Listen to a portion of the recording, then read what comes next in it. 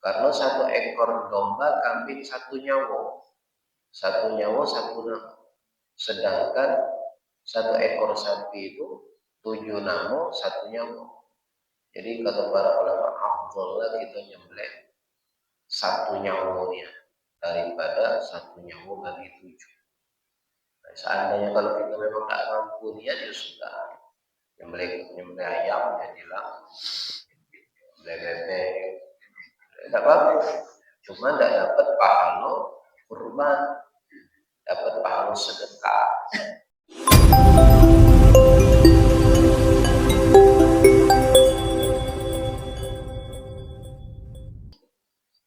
Bismillahirrahmanirrahim. Assalamualaikum warahmatullahi wabarakatuh.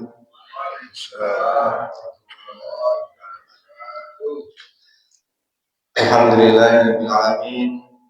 Wassalatu wassalamu ala asyrofil anbiya'i wal mursalin sayyidina wa maulana Muhammadin wa ala alihi wa sahbihi ajma'in. Allahumma shalli ala sayyidina Muhammad wa ala ali sayyidina Muhammad. Yang terhormat Ketua Masjid Fisabilillah Ustaz Fikri, yang kami hormati seluruh pengurus Masjid Fisabilillah, yang kami hormati para habaib, para alim ulama, para ustaz, ustazah, tokoh masyarakat, tokoh agama, pemerintah setempat, kemudian ibu-ibu majelis taklim yang hadir pada pagi hari ini, dan seluruh jamaah Masjid Fisabilillah yang kami hormati. Mari senantiasa kita bersyukur kehadirat Allah Subhanahu wa taala. Alhamdulillah, pada kesempatan pagi hari ini kita semua dapat diberikan kesempatan untuk dapat menghadiri kajian subuh yang rutin kita laksanakan setiap minggu pagi. Salawat dan salam mari senantiasa kita sampaikan kepada junjungan kita Nabi Muhammad SAW. Allahumma sholli ala sayyidina Muhammad wa ala ali sayyidina Muhammad. Semoga kita semua istiqomah meneladani sunnah-sunnah beliau, dan mudah-mudahan kita semua kelak di akhir mendapat syafaatnya. Amin amin ya rabbal alamin. Bapak dan Ibu yang kami hormati, alhamdulillah pada subuh pagi hari ini, untuk kajian subuh pada hari ini yang akan mengisi pada pagi hari ini adalah Habib Ahmad Ihsan Shihab. Insyaallah pada pagi hari ini akan mengkaji tentang keutamaan bulan-bulan haram. Mari kita sama-sama dengarkan. Semoga apa yang disampaikan pada hari ini nanti menjadi pahala bagi kita semua dalam mengikuti majelis taklim yang bermanfaat ini. Mari sama-sama kita simak kajian subuh pada pagi hari ini. Langsung saja kepada Habib Ahmad Ihsan Shihab kami persilakan.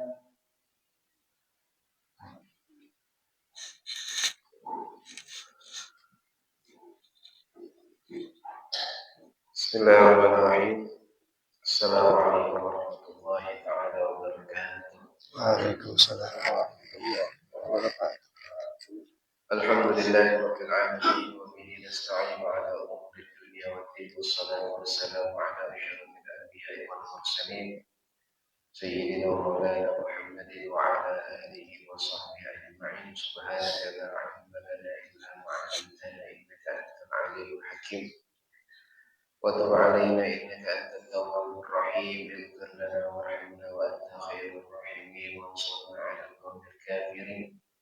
رب اشرح لي صدري ويسر لي أمري واحلل عقدة من لساني يفقهوا قولي واهدي قلبي وسدد لساني بجاه النبي والآل وصحبه. اللهم ارزقنا فهم النبيين وحفظ المرسلين وإلهام الملائكة المقربين يا رب العالمين ويا أرحم الراحمين. أما بعد. Alhamdulillah, Alhamdulillah Rabbil Alamin. Alhamdulillah alladzi ahyana ba'da ma amatana wa ilaihi nusyur. Segala puji syukur kita kepada Allah Subhanahu wa taala atas segala limpahan karunia nikmat dari Allah, terutama nikmat iman Islam, nikmat taufik hidayah, nikmat sehat afiat. Nikmat kita masih diberikan oleh Allah Subhanahu wa taala kesempatan umur panjang. Nikmat kita masih dibangkitkan oleh Allah Subhanahu wa taala, dibangunkan dari hidup kita semua untuk menunaikan kewajiban kita kepada Allah salat subuh berjamaah. Kemudian kita lanjutkan i'tikaf kita dengan duduk di dalam majelis ilmu. Mudah-mudahan apa yang kita lakukan pada saat ini mendapatkan keridhaan daripada Allah Subhanahu wa taala, menjadi penyebab dosa kita diampuni oleh Allah, hajat kita dikabulkan oleh Allah, umur kita dipanjangkan oleh Allah, dan insya Allah kita semua ditutup dalam keadaan husnul khatimah. Amin ya rabbal alamin. Salawat beriringan dengan salam tak lupa kita hadiahkan kepada Nabi kita, suri tauladan kita, panutan kita, Nabi besar Muhammad sallallahu alaihi wasallam. Allahumma salli ala sayyidina Muhammad wa ala ali sayyidina Muhammad. Mudah-mudahan berkat salawat dan salam yang terus kita sampaikan kepada beliau, insya Allah kita semua kelak di hari kiamat mendapatkan syafaat pertolongan daripada Nabi kita Muhammad sallallahu alaihi wasallam. Amin ya rabbal alamin. Bapak Ibu hadirin hadirat jemaah masjid fi sabilillah yang dimuliakan oleh Allah, alhamdulillah. Pada subuh hari ini kita sama-sama berkumpul setelah menunaikan sholat subuh berjamaah di masjid fisabilillah. Kita memperpanjang waktu i'tikaf kita di dalam mengkaji, mempelajari dan memahami daripada sebagian-sebagian syariat Islam yang telah dibawa oleh Nabi kita Muhammad sallallahu alaihi wasallam. Bapak Ibu yang dimuliakan oleh Allah, berkenaan dengan tema kajian kita pada subuh hari ini, yaitu tentang keutamaan, kemuliaan, keistimewaan bulan-bulan haram atau yang dikenal dengan al-ashhurul hurum. Bapak Ibu yang dimuliakan oleh Allah, merupakan sunnatullah, merupakan ketetapan daripada Allah Subhanahu wa taala. Allah lebih mengutamakan satu bulan daripada bulan-bulan yang lain, dan juga merupakan ketetapan daripada Allah Subhanahu wa taala. Allah memberikan keutamaan suatu tempat daripada tempat-tempat yang lain, dan Allah memberikan keutamaan daripada satu nabi daripada nabi-nabi yang lain. Jadi Allah berhak memilih dan mengutamakan daripada ciptaan-ciptaannya. Contohnya Bapak Ibu yang dimuliakan oleh Allah, tempat yang kita duduki yaitu masjid. Ini lebih utama daripada tempat-tempat yang lain. Memang sudah menjadi ketentuan dan ketetapan daripada Allah Subhanahu wa taala. Rasulullah sallallahu alaihi wasallam beliau bersabda, khairul biqa' masajiduha. Sebaik-baiknya tempat adalah masjid. Wa syarrul biqa'i aswaquha. Dan seburuk-buruknya tempat adalah pasar. Jadi ini ketetapan ketentuan daripada Allah Subhanahu wa taala, menjadikan suatu tempat lebih baik, lebih utama daripada tempat yang lain. Begitu juga Allah lebih mengutamakan seorang nabi daripada dengan nabi-nabi yang lain. Tilka rusulu faddalna ba'dahum 'ala ba'd. Memang ketentuan daripada Allah lebih mengutamakan satu nabi dibanding dengan nabi-nabi yang lain. Begitu juga Bapak Ibu yang dimuliakan oleh Allah, di antara bulan-bulan Dalam satu tahun kita ada 12 bulan. Dan dari 12 bulan ini ada bulan-bulan yang memang diutamakan dan dimuliakan oleh Allah Subhanahu wa taala dibanding bulan-bulan yang lain. Dan juga di dalam bentuk hari itu juga Allah taala lebih mengutamakan satu hari kebanding daripada hari-hari yang lain. Seperti hari Jumat, hari Senin dan Kamis itu lebih utama daripada hari-hari yang lain. Jadi ini merupakan hadiah dari Allah Subhanahu wa taala untuk umat manusia agar lebih berhati-hati dan lebih perhatian di dalam urusan permasalahan waktu. Kalau kita ngerti Bapak Ibu yang dimuliakan oleh Allah tentang keutamaan tempat, waktu, zaman yang telah Allah Ta'ala jelaskan, maka kita bisa meraih pahala yang besar di sisi Allah Subhanahu wa Ta'ala. Jadi tidak sama pasar dengan masjid itu tidak sama. Misal kita beribadah di kota Mekah, Madinah itu tidak sama dengan kita beribadah di kota Lubuk Linggau. Begitu juga kita sholat di masjid tidak sama dengan kita sholat di rumah. Begitu juga kita memperbanyak amal ibadah di bulan-bulan tertentu tidak sama kita memperbanyak ibadah di bulan-bulan yang lain.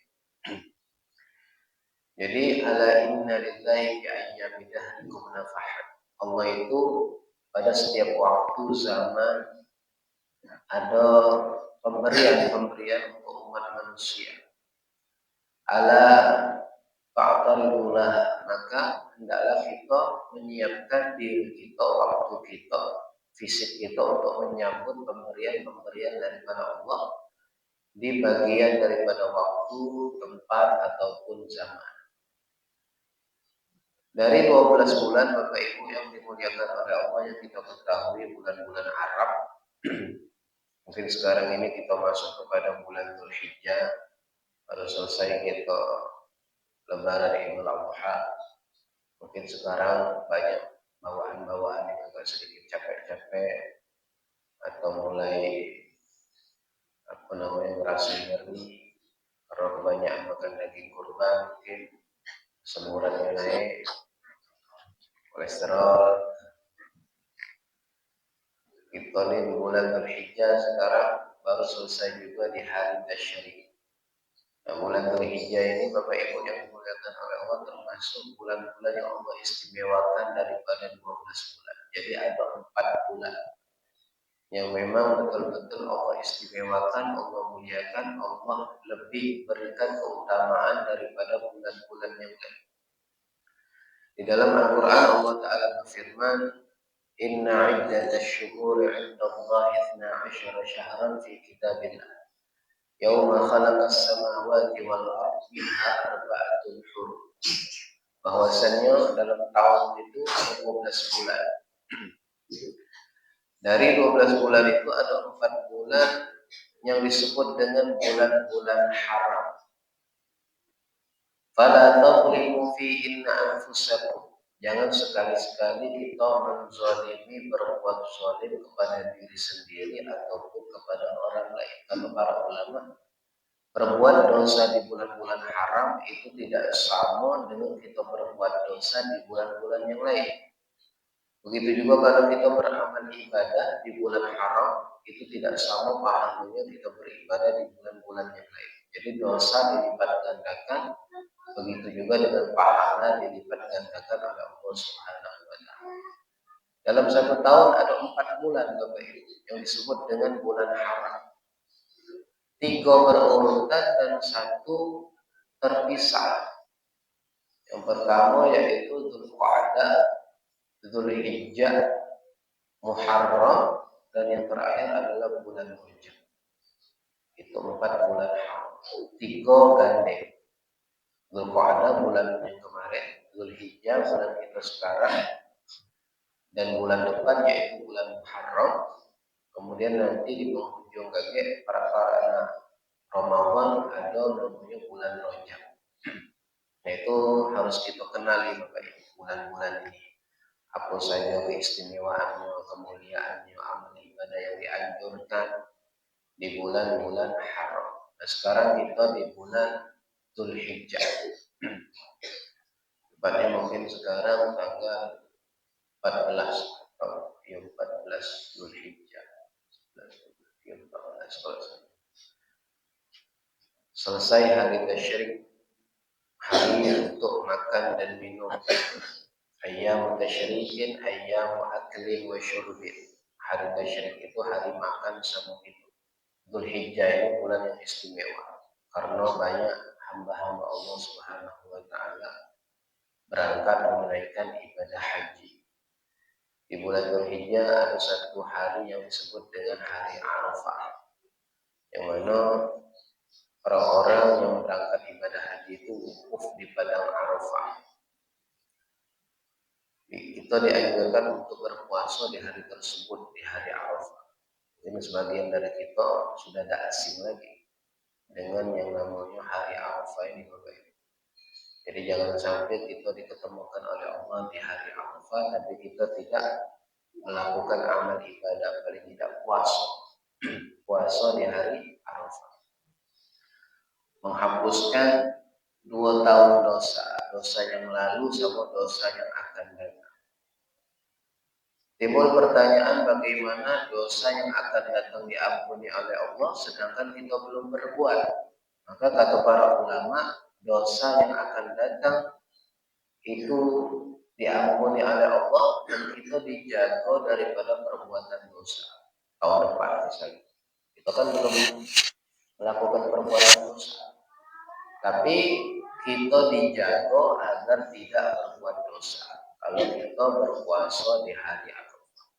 Seandainya pun kalau kita berdosa, Bapak Ibu, dosa kita sudah mendapatkan ampunan daripada Allah Subhanahu wa taala. Cuma puasa 1 hari di hari Arafah. Ketika orang-orang wukuf di padang Arafah, kita puasa. Besoknya langsung lebaran, menyembelih hewan kurban. Dari sini kan termasuk amaliyah juga yang paling dicintai oleh Allah Subhanahu wa taala, yaitu menyembelih hewan kurban. Berapa sapi kemarin di sini? 12.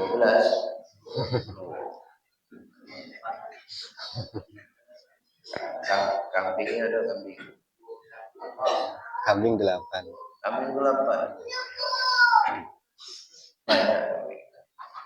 Jadi di hari itu Bapak Ibu, Dzulhijjah ini amalan yang paling dicintai oleh Allah adalah berkurban. Tapi jangan sampai memaksakan diri, menyulitkan diri gara-gara nak berkurban tahan berutang. Nah, itu tidak boleh itu. Jadi kesunahan berkurban itu kalau sudah ada kelebihan daripada rezeki kita, khususnya di hari raya Idul Adha, ada lebih, kita korban. Itu paling bagus, paling dicintai oleh Allah Subhanahu wa taala. Jadi salah satu amal yang paling ditonjolkan di bulan Dzulhijjah ini yaitu berkorban. Kita yang sudah sempat mungkin tahun ini, bulan ini kita berkorban, alhamdulillah. Yang belum sempat, insya Allah diniatkan dari sekarang untuk berkorban tahun depan. Mudah-mudahan dimampukan oleh Allah Subhanahu wa taala. Bisa kambing, terus nak maksud kena korban sapi dia. Bisa sapi, ya sapi. Kalau memang pengen sapi bagi 7, tidak jadi masalah. Misalnya sapi bagi 7, yang tidak boleh itu kambing bagi 7. Kalau kambing tetap atas 1 orang. Tapi kalau niatnya dibagi-bagi, pahalanya masih bisa. Kalau memang itu kepala keluarga, jadi 1 ekor kambing dibarengi niatnya pahalanya, tapi tetap atas nama 1 orang. Jadi kalau kepala keluarga nyembelih seekor kambing, itu dia bisa isyaratul thawab, membarengi pahalanya dengan sekeluarganya bisa. Tapi kalau yang korban sapi bagi 7 tidak baca, karena itu bukan punya dia berbagi, tapi dia bagi-bagi. Bagi-bagi. Sejatinya Bapak Ibu yang dimuliakan oleh Allah, itu di masa-masa paceklik, ketika perang Hudaybiyah. Sahabat lagi susah galau, lagi kering, kemarau, tidak ada penghasilan, kebun tidak ada yang berbuah segala macam. Akhirnya ada kebutuhan perang. Banyak sahabat-sahabat yang di situ tidak ikut partisipasi ataupun sumbangsi di dalam memberikan infak sedekah untuk beli-beli alat perang dan lain-lain sebagainya. Maka ketika di Hudaybiyah, di perbatasan tempat yang disebut dengan Hudaybiyah, maka di situ Nabi Muhammad SAW perintahkan sahabat untuk tetap menyembelih, walaupun dengan misalnya 1 ekor sapi itu atas 7 orang. Ada riwayat yang menyebutkan bahwasanya sahabat itu menyembelih 1 ekor onta, tapi atas nama 7 orang itu di masa paceklik. Tapi kalau kita lagi masa lapar, ada duit, tidak perlu nak berbagi, misalnya kalau sapi bisa 1 orang sapi ya bisa, alhamdulillah, kalau memang dia ada keluasan rezeki. Kalau memang tidak baca ya sudah, ambil yang agak kecil yaitu 1 ekor domba ataupun kambing. Tapi yang jelas Bapak Ibu, 1 ekor kambing domba itu lebih baik, lebih afdal kata para ulama daripada sapi dibagi 7. Lebih afdal karena 1 ekor domba kambing 1 nyawa. 1 nyawa 1 nama. Sedangkan 1 ekor sapi itu 7 nama 1 nyawa. Jadi kata para ulama afdalnya kita nyembelih 1 nyawanya daripada 1 nyawa bagi 7. Nah, seandainya kalau kita memang tak mampu niat ya sudah, nyembelih ayam jadilah, nyembelih bebek, tidak apa-apa. Cuma tidak dapat pahala kurban, dapat pahala sedekah. Melok syiarnya kayak disebutkan Abdullah bin Abbas itu, beliau sering menyembelih iwazan, seekor bebek ataupun ayam untuk memotivasi orang-orang yang tak mampu tetap ikut serta dalam syiar kurban. Jadi masing-masing bawa ayam, bawa bebek, bisa disembelih, tapi tidak dapat pahala kurban, dapatnya pahala infak sedekah biasa. Tidak apa-apa, daripada tidak nyembelihnya, daripada dia berkorban perasaan terus, malah dia berkorban ayam ataupun bebek. Bawa ke masjid disembelih, makan bareng-bareng panitia kurban. Nah, itu kan bagus. Kita kayak masing-masing. Kalau yang bawa wong 5 dari ayam, makannya jadi panitia, masak-masak. Sekalian dia beli ayam, dia beli bumbu, dia beli nasi. Nah, jadi tidak bayar lagi pengurusan makanan untuk panitia kurban. Itu kalau memang tidak mampu. Tapi kalau mampu ya tetap dia korbannya dengan kambing ataupun sapi. Jadi itu keutamaan bulan Dzulhijjah, Bapak Ibu yang dimuliakan oleh Allah, kita memperbanyak amal ibadah apapun, khususnya di 10 pertama atau yang disebut dengan ayyamul ashr. Bahkan Allah Ta'ala bersumpah wal fajri wa layalin ashr, wa layali ashr, demi waktu fajar dan demi 10 pertama di bulan Dzulhijjah. Sudah lewat, barusan lewat itu Bapak Ibu. 10 pertama bulan Dzulhijjah itu barusan lewat, belum lama, baru minggu yang lalu. Itu amal ibadah kita paling dicintai oleh Allah ketika di 10 pertama bulan Dzulhijjah. Kita dengan memperbanyak puasa, memperbanyak infak sedekah, memperbanyak kalimat takbir, tauhid, tahlil dan lain sebagainya. Jadi yang paling dicintai oleh Allah amal perbuatan itu di 10 pertama bulan Dzulhijjah. Dan yang paling dicintai lagi yaitu kita melakukan ibadah kurban. Nah, kurban ini dari zaman Nabi Adam sudah ada istilah kurban. Allah Ta'ala sebutkan di dalam Al-Quran, in qarraba qurbanan wa tuqabbila min ahadihima wa lam yutaqabbal minal akhar qala la aqtulanna. Jadi zaman dulu ada pengorbanan juga. Jadi dari zaman Nabi Adam sampai sekarang itu pengorbanan itu Bapak Ibu harus ada, tidak baca indah. Kita masing-masing mengorbankan apa yang kita miliki, termasuk yang kita lakukan sekarang. Ini termasuk bentuk pengorbanan kita kepada Allah Subhanahu wa Ta'ala. Seandainya kalau tidak disuruh pilih, mana kita di rumah tidur, tapi kita berkorban waktu untuk Allah Subhanahu wa Ta'ala. Nah, ini salah satu bentuk bukti cinta kita kepada Allah. Pengorbanan itu bukti cinta, Bapak Ibu. Kalau sudah kita itu cinta, senang, pasti kita rela mengorban apapun itu. Yang paling bagusnya kita mengorban karena Allah dan untuk Allah Subhanahu wa Ta'ala. Dari zaman dulu lah istilah pengorbanan itu. Pengorbanan itu tujuannya takarrub, pendekatan diri kepada Allah. Kalau kita banyak berkorban, maka kita semakin dekat kepada Allah Subhanahu wa Ta'ala. Khususnya berkorban harta. Berkorban harta. Semakin sering kita berkorban harta, semakin dekat kita kepada Allah Subhanahu wa Ta'ala. Besar pahalanya Bapak Ibu. Kita dengar masjidnya lagi ada pembangunannya. Samping itu. Pembangunan apa ini? Teras. Kalau kita ada kelebihan, kita mengorbankan sedikit harta kita di jalan Allah Subhanahu wa Ta'ala untuk pembangunan masjid, maka ini menjadi amal jariah.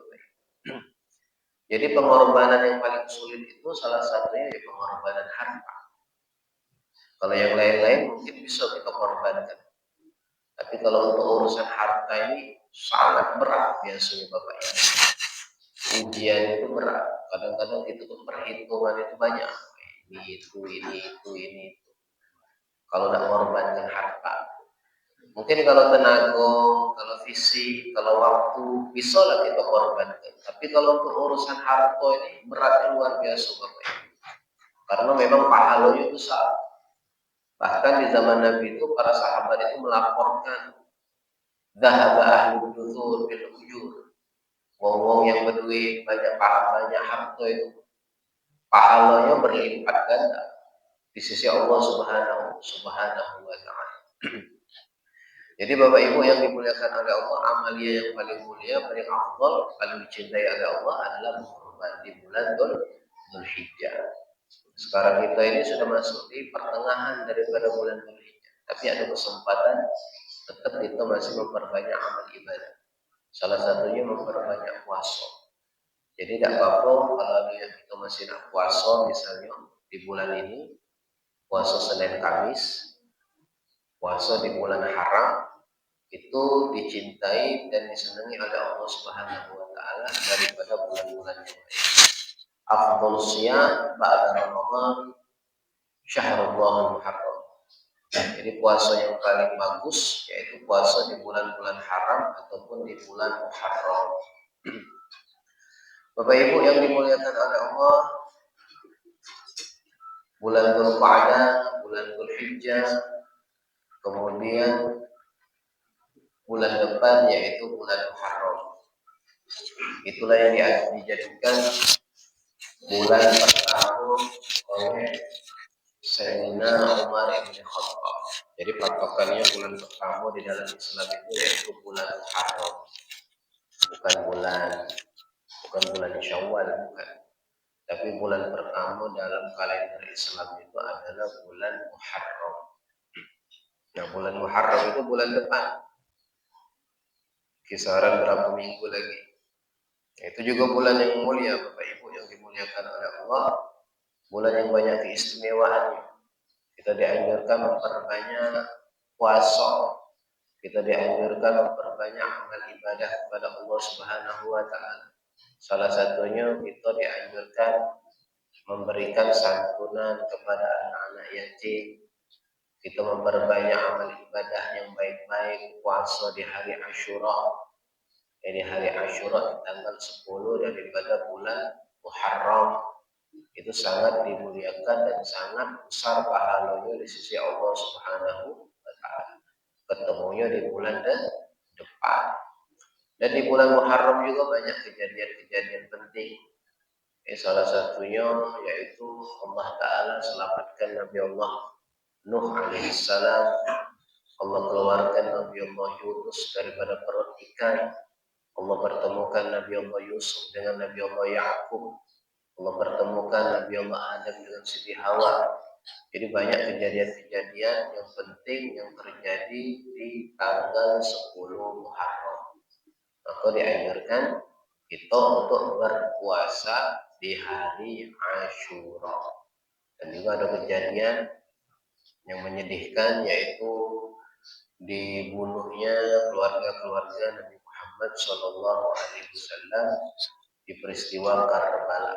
Jadi pokoknya bulan Muharram itu bulan penting Bapak Ibu. Jadi jangan sampai terlewatkan begitu saja, tidak ada amalan, tidak ada keistimewaan, tidak ada amalan khusus yang kita lakukan karena gara-gara kita tidak tahu. Tapi alhamdulillah kita sudah dikasih tahu bahwasanya bulan Muharram itu bulan penting. Kita tinggal cari amalan-amalan yang bagus di bulan tersebut. Boleh dengan memperbanyak puasa, boleh juga dengan memperbanyak sholat, menyantuni anak yatim khususnya. Kalau istilahnya apa namanya, kami di Palembang itu ada bubur Muharram biasanya. Jadi sebagian kelompok itu masak bubur dibagi-bagikan kepada anak yatim. Jadi khususnya anak yatim di bulan Muharram itu harus kita perhatikan.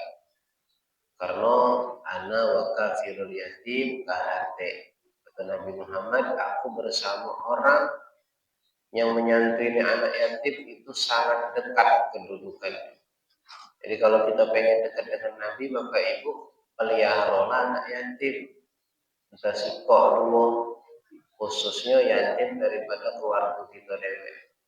Ada keponakan, ada cucu, ada kerabat, ada famili yang mereka itu anak yatim, maka kita santuni, kita didik, kita urus kebutuhannya, sekolahnya, apapun yang mereka butuhkan kita berikan. Maka ini akan menjadi peluang untuk kita dekat dengan Nabi Muhammad Shallallahu Alaihi Wasallam.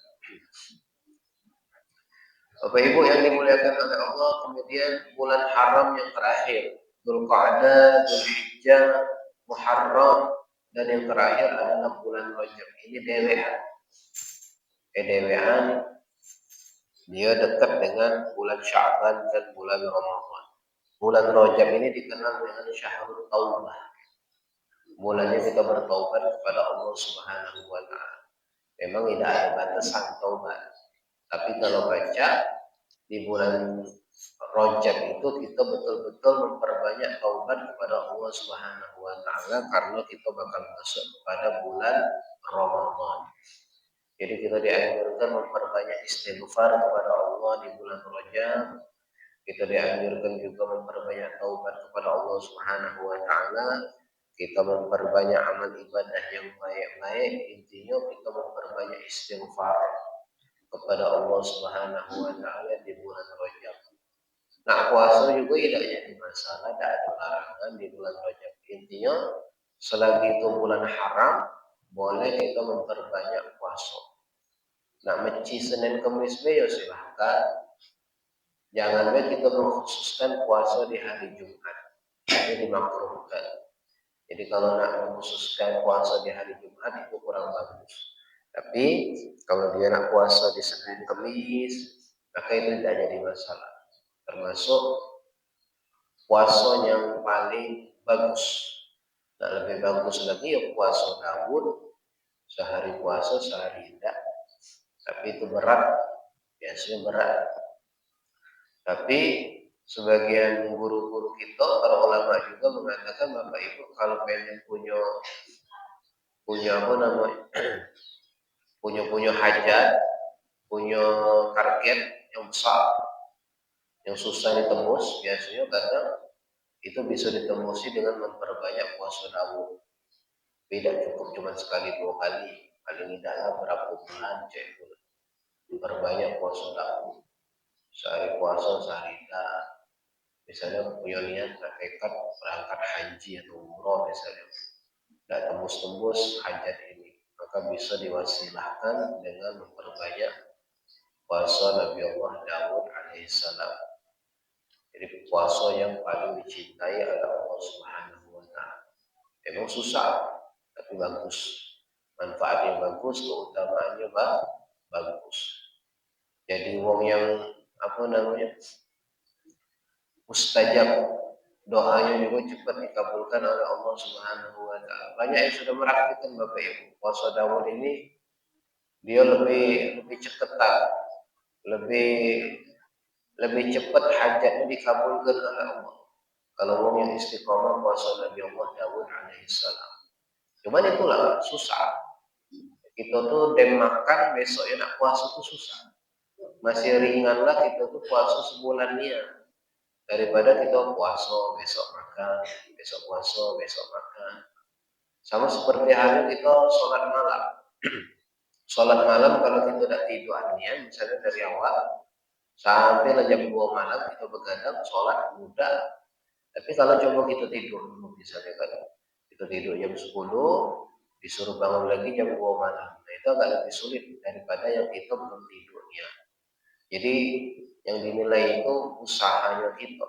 Seberapa kuat kita bisa mengalahkan nafsu yang ingin sekedar tidur atau yang ingin sekedar makan. Jadi termasuk nafsu yang paling berat itu Bapak Ibu ialah makan sama tidur. Nah, itu berat urusan. Kalau sudah nak makan itu ya, luar biasa ujian. Begitu juga kalau kita dalam keadaan yang memang disuruh bangun untuk ibadah kepada Allah Subhanahu wa Ta'ala, sedangkan kita lebihlah memilih untuk tidur. Nah itu ujiannya berat juga. Jadi bulan Rajab termasuk bulan haram. Amal yang dianjurkan itu memperbanyak istighfar kepada Allah. Bahkan para ulama mengajarkan untuk setiap habis sholat kita memperbanyak istighfar sebanyak 70 kali. Rabbighfirli warhamni wa tub 'alayya. Boleh dengan istighfar yang lain terserah. Pokoknya memperbanyak istighfar di bulan Rajab. Jadi bulan-bulan lain juga tidak jadi masalah. Tapi khususnya di bulan Rajab Bapak Ibu, kita harus lebih-lebih banyak istighfar. Setelah Rajab kita masuk Sya'ban, setelah Sya'ban kita masuk Ramadan. Dalam keadaan insya Allah dosa-dosa kita sudah diampuni oleh Allah Subhanahu wa Ta'ala. Bapak Ibu yang dimuliakan oleh Allah, itulah tentang sedikit keutamaan tentang bulan-bulan haram. Kalau Dzulqa'dah ya seperti halnya bulan Rajab sama. Kita memperbanyak juga taubat kepada Allah Subhanahu wa Ta'ala. Tidak ada keistimewaan khusus tentang bulan Dzulqa'dah karena dia menjelang bulan Dzulhijjah. Jadi Dzulqa'dah, Dzulhijjah, kemudian bulan Muharram, yang paling penting yaitu terakhir bulan Rajab. Mudah-mudahan dengan kita mengetahui apa kiranya itu tentang bulan-bulan haram, kita bisa mempersiapkan diri untuk memperbanyak amal ibadah kepada Allah Subhanahu wa Ta'ala. Bapak Ibu yang dimuliakan oleh Allah, kiranya sampai sini dulu, sudah terbit matahari. Kalau ada yang nak bertanya silahkan, bebas sambil kita ngopi. Baik, jazakumullah khairan katsiran kepada Al-Mukarram Habib Muhammad Sahab atas ilmu, nasihat dan pencerahan yang telah disampaikan kepada kita semua. Semoga menjadi amal jariah yang terus mengalir pahalanya. Bagi Bapak dan Ibu jamaah, apabila ada yang ingin bertanya, kami persilakan.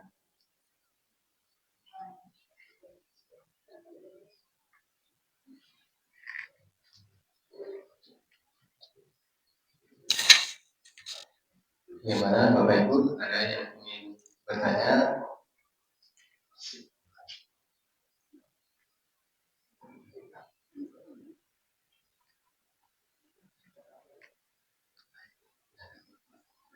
Baik, silakan kepada Pak Hari untuk menyampaikan pertanyaan.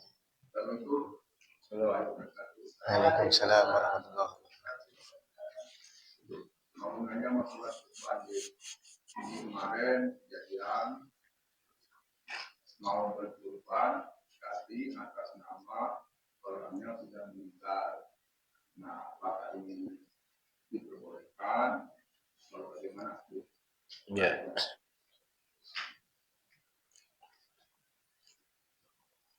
Kurban atas nama orang yang sudah meninggal.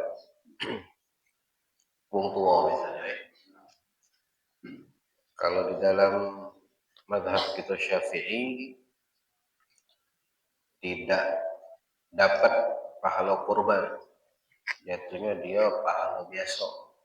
Kalau berkorban atas nama orang yang sudah meninggal, itu menurut yang mu'tamad di dalam mazhab kita Syafi'i yang paling kuat pendapatnya. Walaupun ada yang mengatakan diperbolehkan berkorban atas nama orang meninggal. Tapi al-khuruj minal khilaf mustahab.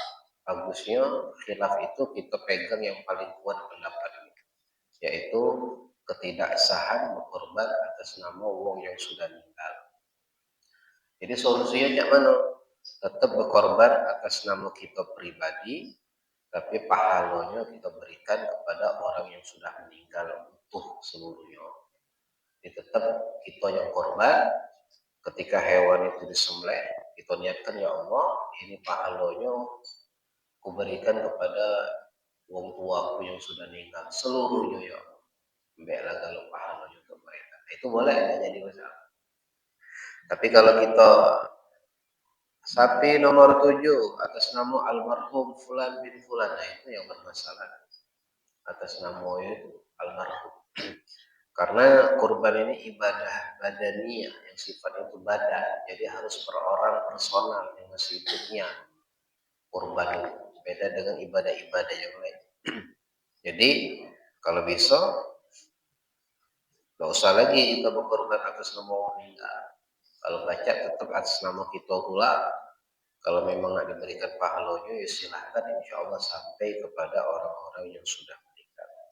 Itu yang disepakati di dalam mazhab kita Syafi'i. Wallahu a'lam.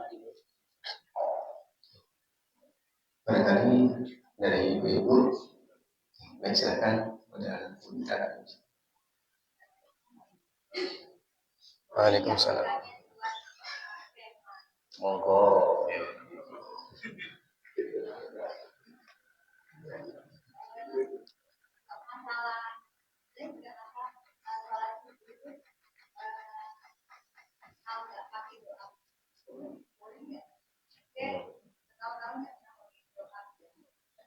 Iya.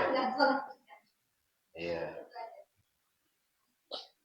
Doa kunut tidak jadi masalah kalau memang tidak pakai doa kunut.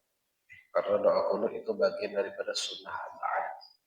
Seandainya kalau kita tinggalkan, maka kita dianjurkan sujud sahwi. Pun seandainya kalau sengaja dia tidak kunut, maka tidak perlu sujud sahwi. Kalau dia lupa, maka dianjurkan sujud sahwi. Tapi kalau dia memang sengaja tidak galak kunut, maka tidak apa-apa, tidak jadi masalah. Sengaja bukan lupa. Kalau dia lupa dianjurkan sujud sahwi. Kalau dia sengaja tidak galak kunut, tidak jadi masalah. Memang ini kunut permasalahan dari zaman dulu, Bapak Ibu. Khilaf di antara para ulama. Tapi alangkah bagusnya kita sholat pakai doa kunut, karena isinya itu bagus, maknanya bagus. Dan juga riwayat terakhir tentang permasalahan kunut itu ya disunahkan. Mayoritas ulama itu mensunahkan kunut, walaupun ada juga yang tidak mensunahkan. Ada yang sesekali kunut, ada yang tidak, ada yang istiqomah kunut. Intinya itu permasalahan khilaf.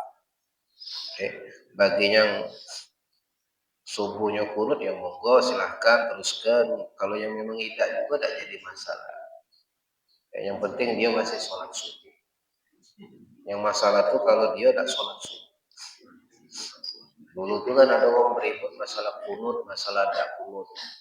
Sekarang mereka tidak ribut lagi karena mereka sekarang sama-sama tidak sholat. Allah alam. Bagaimana Bapak Ibu masih ada yang ingin bertanya pada Endi dan silakan. Waalaikumsalam.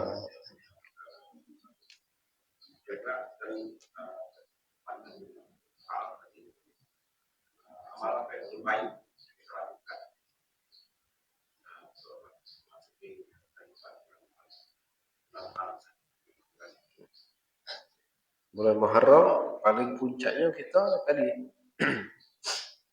puasa yang jelas tanggal 10 kayak 10 Muharram. Jadi dia dicatat di kalender itu hari Asyura.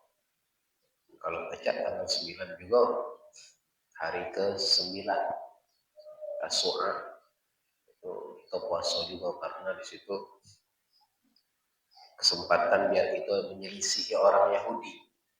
Karena orang Yahudi itu puasa juga di tanggal 10 Muharram, hari Asyura. Ketika Rasulullah masuk Madinah, melihat orang-orang Yahudi itu berpuasa tanggal 10. Ditanya sama Nabi, "Ngapa kamu puasa?" "Kami bersyukur kepada Allah atas diselamatkannya Nabi Allah Musa daripada Fir'aun, kami puasa." Kata Nabi Muhammad, "Nah, kami dah galak sama-sama." Maka Nabi perintahkan puasa tanggal 9. Kalau memang tidak sempat 9, tanggal 11 yuk. Intinya biar tidak sama orang Yahudi.